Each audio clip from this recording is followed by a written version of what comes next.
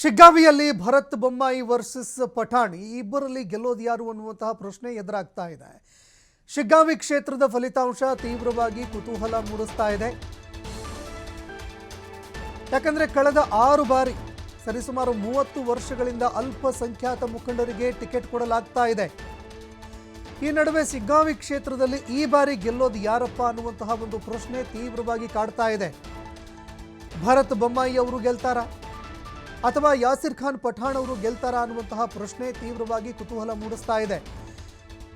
ನಾಳೆ ಭರತ್ ಬೊಮ್ಮಾಯಿ ಅವರ ದೊಡ್ಡ ಅಂತರದಲ್ಲಿ ಗೆಲುವನ್ನು ಸಾಧಿಸ್ತಾರೆ ಅನ್ನುವಂತಹ ಮಾತುಗಳು ಕೇಳಿಬರ್ತಾ ಇದೆ. ಹುಬ್ಬಳ್ಳಿಯಲ್ಲಿ ಸಂಸದ ಬಸವರಾಜ ಬೊಮ್ಮಾಯಿ ಅವರು ಇದಕ್ಕೆ ಸಂಬಂಧಪಟ್ಟಂತೆ ಹೇಳಿಕೆ ಕೂಡ ಕೊಟ್ಟಿದ್ದಾರೆ. ಭರತ್ ಬೊಮ್ಮಾಯಿ ಅವರ ತಂದೆ ಸಂಸದ ಬಸವರಾಜ ಬೊಮ್ಮಾಯಿ ಅವರು ಈ ಬಗ್ಗೆ ಮಾತನಾಡಿದ್ದಾರೆ. ನಾನು ಸಮೀಕ್ಷೆ ನಂಬಿ ಈ ರೀತಿಯಾಗಿ ಮಾತನಾಡ್ತಾ ಇಲ್ಲ. 3 ಕ್ಷೇತ್ರಗಳಲ್ಲೂ ಕೂಡ ನಾವೇ ಗೆಲ್ಲೋದು.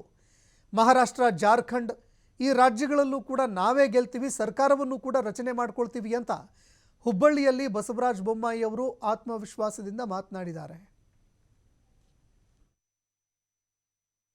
ನಾಳೆ ಫಲಿತಾಂಶ ಇದೆ 23ನೇ ತಾರೀಕು ಬೆಳಗ್ಗೆ ಕೌಂಟಿಂಗ್ ಸ್ಟಾರ್ಟ್ ಆಗುತ್ತೆ. ವಿಶ್ವಾಸ ಇದೆ.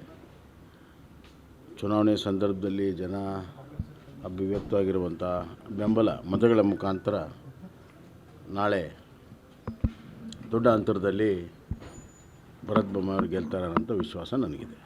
ನಾಳೆ ಫಲಿತಾಂಶ ಇದೆ 23ನೇ ತಾರೀಕು ಬೆಳಗ್ಗೆ ಕೌಂಟಿಂಗ್ ಸ್ಟಾರ್ಟ್ ಆಗುತ್ತೆ. ವಿಶ್ವಾಸ ಇದೆ. ಚುನಾವಣೆ ಸಂದರ್ಭದಲ್ಲಿ ಜನ ಅಭಿವ್ಯಕ್ತವಾಗಿರುವಂಥ ಬೆಂಬಲ ಮತಗಳ ಮುಖಾಂತರ ನಾಳೆ ದೊಡ್ಡ ಅಂತರದಲ್ಲಿ ಭರತ್ ಬೊಮ್ಮಾಯಿ ಅವರು ಗೆಲ್ತಾರೆ ಅನ್ನೋ ವಿಶ್ವಾಸ ನನಗಿದೆ. ನಾಳೆ ಫಲಿತಾಂಶ ಇದೆ 23ನೇ ತಾರೀಕು